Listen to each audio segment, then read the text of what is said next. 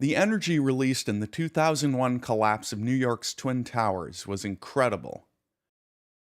Some people saw the images and felt that there had to be explosives going off in order to produce effects like this. As one writer asked, "Does this look like a gravitational collapse to you?" However, an important physics principle explains why these collapses were so energetic. Whenever you raise a mass against gravity, it requires energy. At the top, that energy becomes stored as gravitational potential energy. And whenever a mass comes back down, the energy is released as the energy of motion, or kinetic energy. If you bike down a hill, you speed up. Your potential energy is gradually turning into kinetic energy.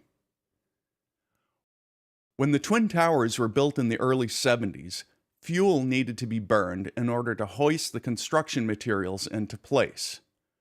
The higher a column was lifted, the more potential energy it was given. All of this energy was held in the buildings for decades. How much energy? Here's where it gets interesting. A conservative estimate calculates the potential energy of each tower at 480,600 megajoules.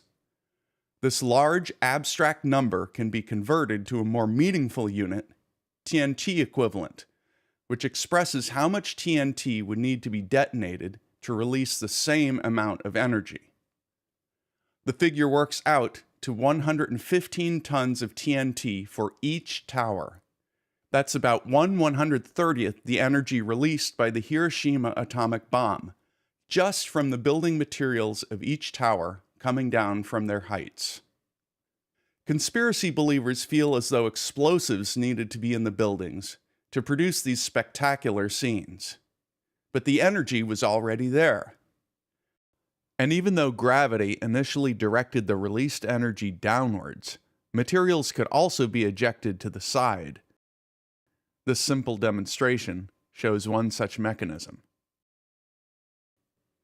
So, when we take into account the release of the incredible amount of potential energy stored in the Twin Towers, yes, in fact, this does look like a gravitational collapse.